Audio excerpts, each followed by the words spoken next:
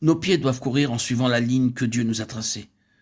Mais de plus, nos yeux doivent fixer Jésus, le chef et le consommateur de la foi. Hébreux 12, 2a.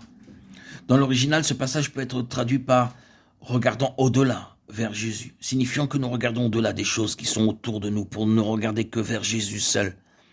Nous ne regardons à rien sauf à Jésus. En regardant vers lui, nous pouvons courir dans le droit chemin. Il y a beaucoup de choses autour de nous qui peuvent captiver notre attention, nous éloigner du but à atteindre. Ce n'est qu'en regardant au-delà, vers Jésus, que nous sommes maintenus dans la course divine. Christ, Jésus, est l'auteur et celui qui rend parfaite notre foi. Notre foi a son origine en lui, ainsi que son accomplissement. Ce que nous croyons, c'est lui seul. Dès que nous saisissons que nous sommes dans le Seigneur, nous devons pour toujours demeurer en lui. Nous devons maintenir en lui seulement notre pensée. Ni la sanctification, ni la victoire, ni la perfection de l'amour, ni le baptême du Saint-Esprit, ni le zèle pour gagner des âmes, ni les conflits spirituels ne doivent détourner notre cœur loin de lui. Du début à la fin, il est lui-même le Seigneur Jésus. Notre foi le saisit comme étant l'accomplissement de tout, mais comme étant aussi la genèse de toute chose. En dehors de lui, nous ne voyons que néant. Naturellement, si nous regardons sans nous lasser vers le Seigneur Jésus, alors la sanctification, la victoire et tout le reste, bien sûr, se manifestera aussi dans nos vies. Si nous recherchons quelque chose en dehors de Christ, cette chose sera une entrave sur notre chemin. Au cours de notre marche spirituelle, nous avons besoin de demander à Dieu de nous faire voir par révélation que toutes choses sont en Christ seul. Le pardon, la justification et la régénération sont en Christ.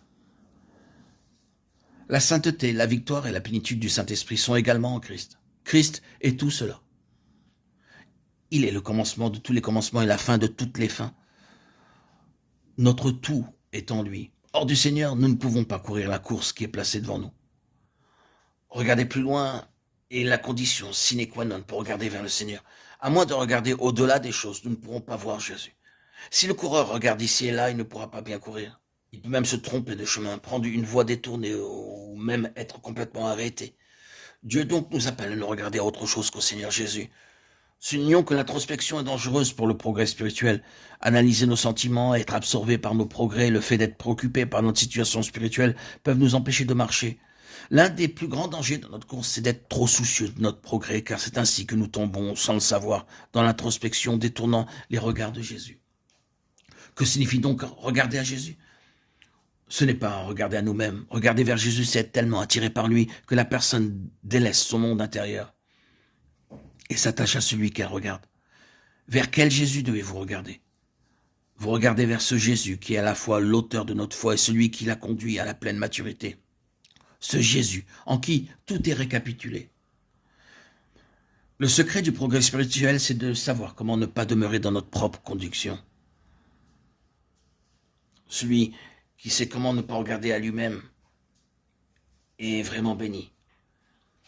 Si celui qui ne regarde pas à lui-même s'approche réellement de Dieu, que l'Esprit de Dieu nous accorde la révélation pour savoir ce que signifie regarder au-delà et comment ne pas avoir une mauvaise analyse de nous-mêmes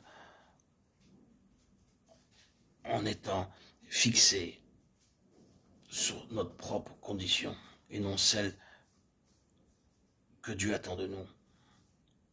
Portez nos regards vers lui. Posons-nous la question. Vers qui regardons-nous aujourd'hui?